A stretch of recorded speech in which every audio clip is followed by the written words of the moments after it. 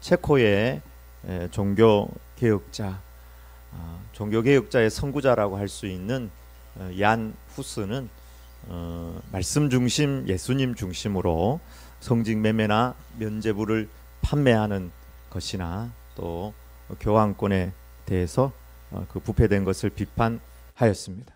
그래서 종교재판에서 화형에 처해지게 되어서 1415년에 살아있는 채로 사람을 태워 죽이는 화형을 당하였습니다. 그가 죽을 때 저런 이야기를 했다고 합니다. 지금은 당신들이 거위, 후스란 이름이 거위라는 체코말로 거위, 오리, 자기 이름이 이제 후스인데 거위를 굽고 있지만 100년 안에 백조가 나타날 것이고 너희는 그를 구울 수 없을 것이다. 실제로 저 후스의 말대로 약 100여 년이 지나서 마틴 루터가 나타나서 1517년에 비텐베르그 성문에다가 95개의 반박문을 내걸고 종교개혁이 일어났던 것이 역사입니다. 역사를 뒤져보면 의를 위하여 박해를 받은 사람이 산을 이룰 정도로 많이 있습니다. 왜냐하면 어느 시대든지 돌아보면 쉽게 예수님 믿는 시대는 거의 없었습니다. 그리고 예수님을 따르는 길은 꽃길이 아니라 예수님을 따르는 길은 십자가의 길이고 가시 면류관의 길이기 때문에 의를 위하여 박해를 받는 사람이 싼더미처럼 많이 있습니다. 자유대한민국에서 이렇게 자유가 있고 종교의 자유가 있는 이런 세상에 살아가면서도 마찬가지입니다. 신문을 읽다가 보니까 기독교 재단 학교에서 아이들에게 마음대로 신앙교육을 할 수 있는가, 어느 노조에 소속된 사람이 글을 썼는데요. 매주 1시간 이 종교교육을 하는 것이 학생들에게 있어서 선택의 권리를 억압하는 것이다 라는 논지에 글을 썼습니다. 전쟁 이후에 이제 우리나라가 교육에 집중할 수 없을 때 선교사님들이 와서 미션 스쿨을 짓고 기독교 재단이 많이 생겼긴 하지만 그래도 그 공로는 인정함에도 불구하고 다른 학습의 기회를 빼앗는 것은 선택의 권리를 억압하는 것이다 라는 관점으로 글을 썼습니다. 여러분, 왜 기독교 재단이 기독교 재단으로 학교를 설립하겠어요? 물론 선생님들 이제 생활비나 이런 것들은 나라에서 다 지원을 해주지만 그럼에도 불구하고 재단이 기독교로 해서 하는 것은 그래도 최소한 1시간 정도는 일주일에 믿음 교육을 하고 예배를 가르치기 위해서 그렇게 하는 것인데 그것조차도 못하게 하는 그런 현실이 되었습니다. 오늘 주님은 의에 대해서 말씀하고 있습니다. 팔복 중에서 예수님께서 가장 강조한 부분이라고 할 수 있습니다. 왜냐하면 2번 사용했기 때문입니다. 여러분, 이왕에 우리가 보았던 것처럼 의에 대해서 먼저 예수님께서 말씀하셨죠. 의에 줄이고 목마른 자는 복이 있나니 그들이 배부를 것이며, 오늘 본문에는 의를 위하여 박해를 받은 자는 복이 있나니 그들이 천국이 그들의 것이며 라고 말씀하고 있습니다. 첫 번째 우리가 기억하는 것은 의의 핵심을 우리 마음에 잘 새기기를 원합니다. 팔복을 쭉 읽다가도 의라고 이야기할 때 이 의가 무엇인지 이렇게 너무 뭉뚱그려서 가지고 있는 경우가 많습니다. 이미 본 것처럼 의는 일반 명사이죠. 한번 읽어보겠습니다. 의를 위하여 박해를 받은 자는 복이 있나니 천국이 그들의 것임이라. 나로 말미암아 너희를 욕하고 박해하고 거짓으로 너희를 거슬러 모든 악한 말을 할 때는 너희에게 복이 있나니. 옳다, 바르다. 영어로 한문으로 보면은 옳을 의자를 쓰는 것입니다. 그래서 2가지 종류의 의가 있다고 말씀드렸습니다. 하나는 인간의 의, 사람의 의.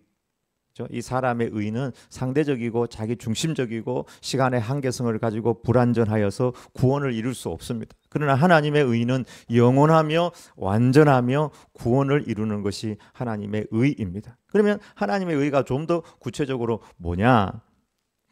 한마디로 표현한다면 예수 그리스도입니다. 고린도후서 5장 21절 다 같이 읽어보겠습니다. 하나님이 죄를 알지도 못하신 이를 우리를 대신하여 죄로 삼으신 것은 우리로 하여금 그 안에서 하나님의 의가 되게 하려 하심이라. 이 저구절을 통해서 보면 의라는 것은 하나님 앞에서 우리가 인정받을 수 있는 유일한 길은 예수 그리스도 십자가 보혈 외에는 없다고 말씀하고 있습니다. 오늘 본문도 의가 무엇인지 분명히 말씀하고 있습니다. 10절 11절을 읽어보면 10절은 의를 위하여 박해를 받은 자는 복이 있나니 천국이 그들의 것임이라. 그 다음 11절로 가보면은 나로 말미암아 너희를 욕하고 박해하고 너희를 거슬려 모든 악한 말을 할 때에는 기뻐하고 즐거워하라. 똑같은 박해라는 입장에서 볼 때 10절에서는 의를 위하여 박해를 받는 자 이렇게 되어 있고요. 11절에는 나로 말미암아 너희를 욕하고 박해하고, 그렇게 볼 때에 의가 무엇인지에 대해서 오늘 본문은 너무 분명하게 계시하고 있습니다. 나로 말미암아 의를 위하여, 그것은 예수님 때문에 내가 박해당하고 악한 말을 듣고 모욕당하고 재산의 손해를 본다면 그는 복이 있다고 말씀하고 있습니다. 의는 예수님 그분 자신이고 그분이 이루신 십자가이고 그분의 가르침, 그 모든 것을 포함해서 의라고 할 수 있습니다. 주님 때문에, 주님을 따르는 삶 때문에 이미 박해를 받고 있고 지금도 어려움을 당하는 분이 계십니까? 박해를 받는 자가 아니고 이미 박해를 받은 자는 복이 있다고 말씀하고 있습니다. 예수님 때문에 손해보고, 예수님 때문에 눈이 하나 빠지고, 예수님 때문에 팔이 잘리고, 예수님 때문에 다리가 잘리고, 예수님 때문에 억울한 일 당하고, 예수님 때문에 재산의 손해를 당한 사람이 있습니까? 기뻐하고 즐거워하라고 그렇게 말씀하고 있습니다. 구원의 가장 확실한 증거는 무엇이냐? 천국이 그들의 것임이라. 무엇입니까? 박해받는 일이라고 말씀하고 있습니다. 주님 때문에 내 안에 주님 같은 그런 십자가가 있을 때 그런 복이 있다 말씀하고 있습니다. 내가 잘못해서가 아니라 예수님 때문에 이미 박해받고 악한 말을 들어본 적이 있습니까? 특별히 말로 실제로 탄압을 당해본 적이 있습니까? 모멸의 말, 핍박, 또 재산상의 손해를 당해본 적이 있습니까? 여러분, 기독교 박해국 1위가 어딘지 아십니까? 1위 사우디아라비아, 아프가니스탄. 저희 빨간 부분이 거기가 다 이제 기독교 박해국인데요. 저기에 글자로 번호를 매겨놨어요. 저게 수은인데요. 우리하고 가장 가까운 나라입니다. 북한이 부동의 1위 국가입니다. 한국 사람들 독하죠. 뭐 무슬림고 이거 다른 종교도 아니고 전혀 종교도 없는 저 사회주의 공산주의 국가에서 기독교를 얼마나 박해하는지요. 부동의 1위입니다. 6.25 전쟁 끝난 이후에 예수 믿는 사람들을 죽이는데 기독교는 숙미주의자다, 미국과 동조하는 자들이다, 이렇게 해서 재산 몰수하고 거의가 다 처단하고 수용소에 감금하였습니다. 종교는 아편이다 이야기하고 성경을 다 불태웠습니다. 북한 사회에서 예수 믿는다는 것은 거의 불가능한 일이라고 볼 수 있습니다. 그 가운데 남겨진 성경을 숨겨놨다가 혹은 믿음을 가슴 안에 품었다가 이렇게 신앙생활을 하던 것이 발각되면 지금도 정치범 수용소에 갇히게 되고 끌려가는 일이 허다합니다. 21세기 과학시대, 자유시대에 여러분 예수 믿는다는 이유로 지금도 순교하는 사람이 허다하다는 사실입니다. 순교자의 소리라는 순교자에 대한 통계를 내는 언론 단체가 있는데요. 작년에만 순교자가 5천여 건이 이른다고 보고하고 있고 납치가 3,800여 건, 그 다음에 성적 학대가 3,100여 건에 이른다고 보고를 하고 있습니다. 뭐 보고하고 알아본 정도가 저 정도니까 발각 안 되고 이렇게 한 것까지 하면 무지 많을 거예요. 2023년도에는 한 6천여 건 되더라고요. 순교한 사람들이. 옛날 중세 시대 말고요. 지금 우리가 사는 이 시대에. 지지난달 2025년 2월 13일에 콩고 민주공화국에서, 저기는 사실 무슬림 사회도 아는데 무슬림 극단주의자들이 좀 있습니다. 그들이 예수 믿는 마을을 습격을 해가지고 교회를 파괴하고 70명의 사람들을 그 정글에 이렇게 사용하는 낫 같은 거 있잖아요. 칼 같은 거. 그걸로 70명의 목을 잘라 죽였다는 거예요. 참수. 그게 2달 전에 있었던 일입니다. 2달 전에. 다른 나라 뭐 어디 다른 시대가 아니고 우리 시대에 비행기만 타면 금방 갈 수 있는 콩고 민주공화국은 아프리카에서 가장 큰 나라거든요.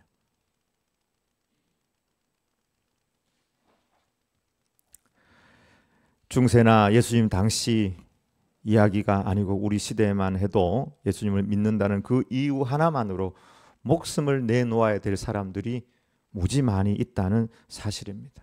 눈이 빠지고 다리가 잘리고 고문당하고 온몸이 믿음 때문에 폭행을 당하는 경우들입니다. 예수님 부활 승천하시고 로마에 핍박하는 황제들이 10여 명이 나와서 기독교인들을 박해했는데 그 박해의 역사들이 이제 국회 도서관에 들어가 보면 논문을 이렇게 찾아볼 수가 있거든요. 집에서도. 그게 이제 기독교 박해 로마 쳐서 이렇게 찾아보면 참 끔찍하게 많이 죽였어요.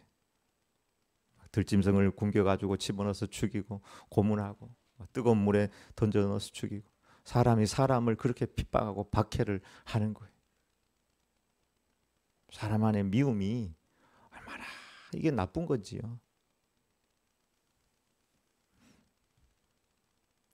전도는 고사하고 신앙 지키기도 힘든 상황을 아시는 주님께서 의를 위하여 박해를 받은 자는 복이 있나니 천국이 그들의 것이며 눈 빠지고 팔 잘리고 재산상에 손해보고 힘들고 어려운 사람들이 이 이야기를 들었을 때 앞으로 그 고난 당해가지고 이 말을 들었을 때 얼마나 위로가 되었을까요?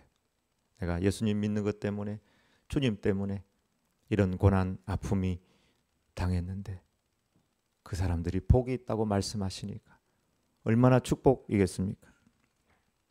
영성신학자인 달라스 월라드는 이런 이야기를 했습니다.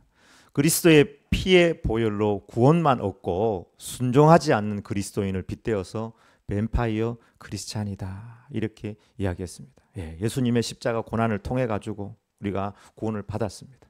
근데 예수님의 피만 원하는 거예요. 나는 그리스도인의 제자로서 나는 어떤 피도 흘리지 않겠다. 어떤 십자가도 지지 않겠다. 어떤 학대도 어떤 손해도 보지 않겠다.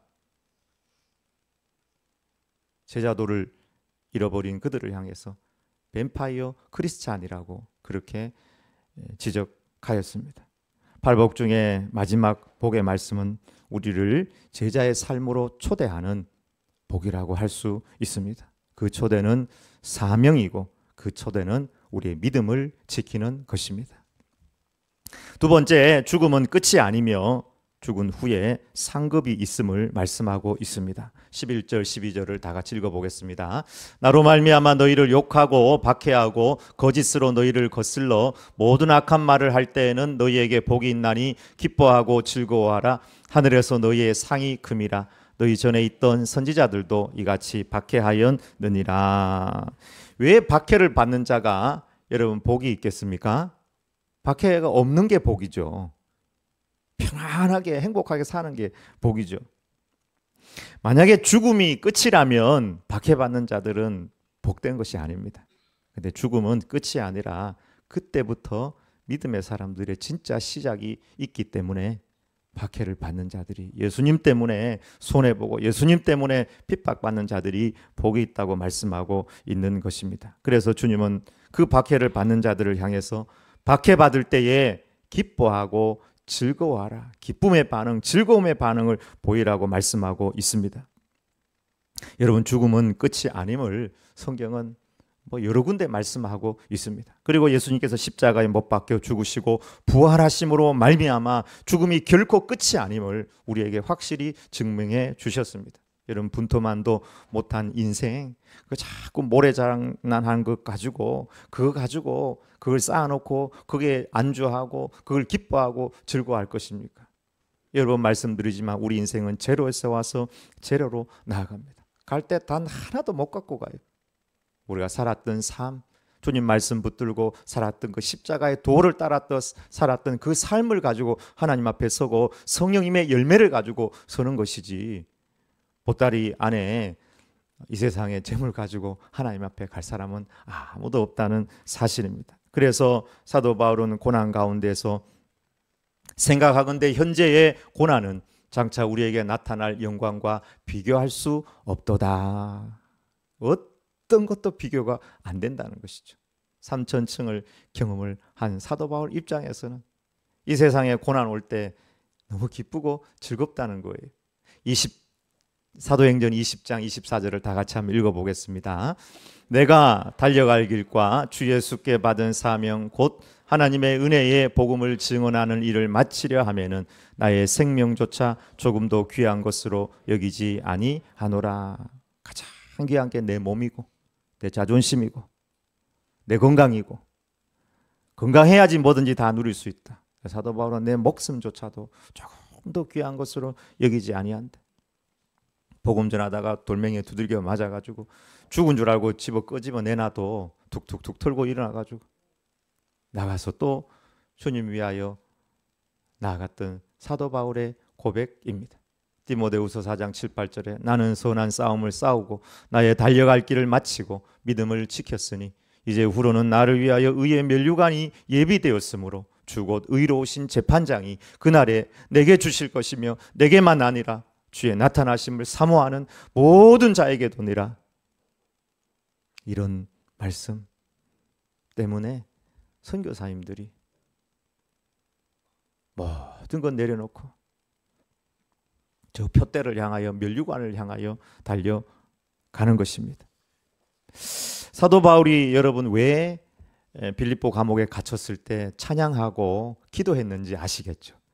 막 기쁘게. 여러분 우리가 어떤 사람들은 돈 버는 재미에 세상 가는 줄 모르고 통장에 은행 잠고 오늘도 아침 일찍 나서 저녁 늦게 들어와도 기쁘고 행복한 것이 왜 그래요? 자꾸 은행에 돈이 쌓여. 사도 바울이 그랬던 것 같아요. 삼천층을 경험한 사도 바울 입장에서 내가 주님을 위하여 핍박받고 억울한 일 당하고 손해보고 잠 못 자고 두들겨 맞는 이것이 하늘나라에 마치 상급으로 쌓이는 것 같은 느낌을 받으니까 너무 기분이 좋은 거예요. 하늘나라 가서 상급 받을 생각을 하니까.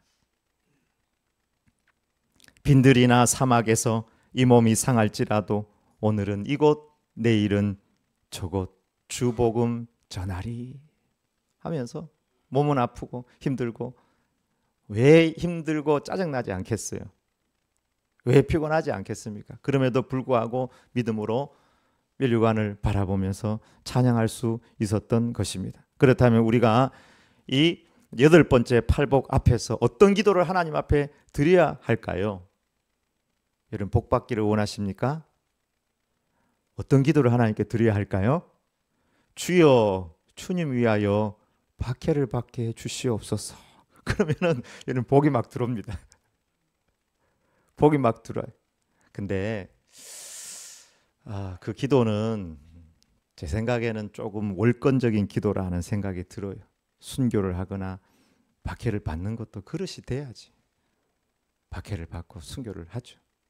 하나님께서 알아서 하실 일입니다. 그러나 우리의 마음만큼은 어떤 상황이 온다 할지라도 내가 주님 위하여 살겠습니다 하는 그런 마음가짐을 가져야 할 것입니다. 다만 오늘 우리가 스스로에게 던지는 질문 중에 하나는 우리 시대에 정말 주님을 위하여 박해를 받는 일이 무엇인가 하는 질문입니다. 한 4가지 정도로 정리를 하는데요. 그 첫 번째는 전도 때문에 겪는 존엄과 배척입니다. 여러분 요즘 전도하면 천국을 이야기하고 지옥을 이야기하면 이상한 사람, 중세 사람, 학교 친구라도 거리감을 생기게 하는 그런 상황에 처할 수 있습니다. 종교를 왜 강요하는 자, 니나 잘해라 하는 별 이야기들 다 들을 수 있습니다. 예전에 한번 말씀드린 적이 있는 것 같은데 저도 한번 전도를 나갔는데 선생님 세상에서 가장 많이 읽혀지는 베스트셀러가 뭔지 아십니까? 하고 딱 다가가는데 나를 이렇게 보더니 가 마치 벌레 보듯이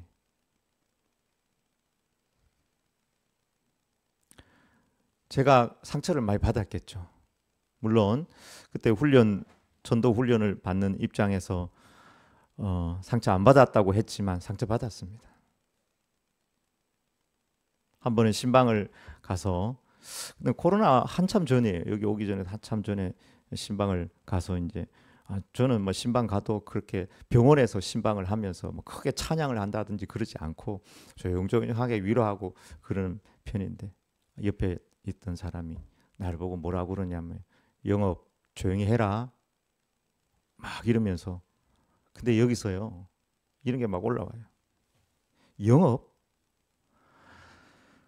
그날 진짜로 그 사람 때릴 폭행할 뻔했어요. 우리 성도들이 날 말렸다니까. 그리고는 그날 밤에 내가 몽둥이를 들고 가서 뒤통수를 칠까 이런 생각이 들 정도로 화가 많이 났어요. 그러면서 한편으로 내가 영업하는 것 식의 목회는 절대 안 할 거다.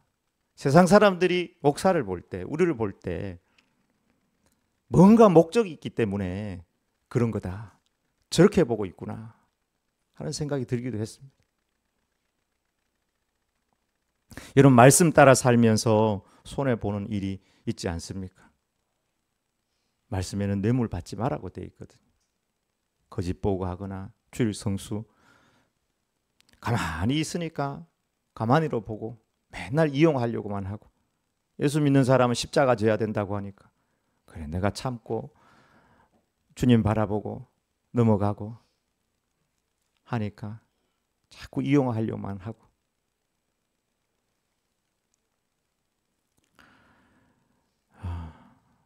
세 번째, 사회와 우리의 가치관의 차이로 인한 핍박이 있을 수 있습니다. 동성애는 이미 많은 사람들에게 받아들여지고 있는 것이 현실입니다. 그리고 문화 코드를 가지고 감성적으로 접근하였기 때문에 동성애가 많은 학생들 또 사람들에게 이미 들어가 있습니다. 그래서 우리가 분명하게 동성애는 죄라 이렇게 이야기하면 중세 사는 사람이라고 생각을 합니다. 너희는 인권도 없냐? 가정에 대한 윤리들, 절대 진리, 지금 다문화라기보다는 다양성을 인정하는 이 사회에서 절대 진리를 이야기할 때 우리 참 공격당할 수밖에 없고 핍박받을 수밖에 없는 그런 상황에 처해집니다. 가치관의 차이로 인한 불이익이 있습니다. 그리고 교회와 가정에서 헌신할 때 핍박이 있을 수 있습니다. 너무 심하게 빠지지 마라. 교회하고 가정 중에 그래도 가정이 더 중요하다. 헌신할 때 교회 일 자기만 하느냐 말을 듣기도 하고 오해를 당하기도 합니다. 여러분에게 가장 큰 어려움과 박해는 무엇입니까? 전도입니까? 가정, 직장, 사회적 가치관의 차이로 인한 갈등이 있습니까? 나 때문이 아니라 예수님 믿는 것으로 인해서 예수님 때문에 당하는 어려움과 고통과 갈등, 핍박이 있다면 이런 기뻐하고 즐거워하시길 바랍니다. 상급이 반드시 있습니다. 김영진이라는 어떤 집사님이 20년 직장 생활을 하는데 늘 전도를 해야 되는데 부담을 가지고 있었습니다. 근데 어느 날 출근하는데 지하철에서 전도하는 사람을 보고는, 노인이 지하철 입구에서 전도지를 나눠주는 모습을 보고, 야, 저게 나이 들어가지고 이렇게 춥고 덥고 하는데 이렇게 계속 전도를 하는구나 하는 그 감동을 받고, 사람들이 막 전도지를 뿌리치고 이래도 계속 전하는 걸 보고 자기도 나도 전도를 해야 되겠다 생각을 하고 직장에 와서 식사를 한 30분 하고 나면은 남는 시간 한 20-30분 이제 회사에서 좀 떨어진 데 가서 자기도 이제 전도지를 나눠주기 시작했습니다. 근데 구겨서 버리는 사람도 있고 거부하는 사람도 있고. 근데 그 소문이 퍼지니까 회사 직장 동료들이 니 왜 밥 먹고 나가가지고 뭐짓 하냐 하면서, 또 회사 동료들이 제 이상한 애다, 골수분자다, 예수 믿는 골수분자다 이렇게 하면서 뒷말을 하기도 했습니다. 처음에는 이런저런 모양으로 부담도 많이 생기고 마음이 많이 상하기도 하다가 큐티를 하다가 사도행전 5장 41절 보면서 새로운 힘을 냈다고 합니다. 사도들은 그 이름을 위하여 능력받는 일에 합당한 자로 여기심을 기뻐하면서 공의 앞을 떠나니라. 예수님 때문에 능력받는 일에 합당한 자로 여김을 기뻐하면서 그 자리를 떠났다고 하였습니다. 그래서 계속해서 복음을 전하고 한 1년 정도 그 자리 공원에서 전했을 때 한 1년 정도 지나고 난 다음에 어떤 사람이 다가와서는 형님, 제가 1년 전에 여기서 형님이 주는 전도지를 받았는데 그때 제가 굉장히 힘든 기간이었는데 그 전도지 내용을 읽어보고 참 위로를 많이 받고 교회를 가게 되었습니다. 그 이야기를 듣고 이분이 많은 위로를 받고 하나님께 감사를 올렸다고 합니다. 부활하신 주님께서 도마를 찾아오셔서 말없이 내가 예수님이라는 것을 어떻게 증명하였습니까? 예수님은 내가 예수님이다 논리적으로 말하지 않고 단 하나로 보여주고 끝냈습니다. 십자가에 못 박힌 그 손과 옆구리에 난 창자국을 보여주면서 내가 예수님이다. 그때 도마는 나의 주, 나의 하나님입니다 하면서 예수님을 받아들였습니다. 우리가 주님 앞에 섰을 때에 무엇으로 내가 주님의 제자임을 보여드릴까요? 주님 십자가 지심으로 우리를 구속하셨는데 그 보혈의 은혜를 입었는데 우리 또한 주님 가신 그 십자가의 길을 따르면서 주님 같은 박해의 십자가를 보여줌으로 내가 주님의 제자입니다 하고 따라갈 수 있는 우리 모든 주의 제자들이 다 되길 주님의 이름으로 축원합니다. 아멘.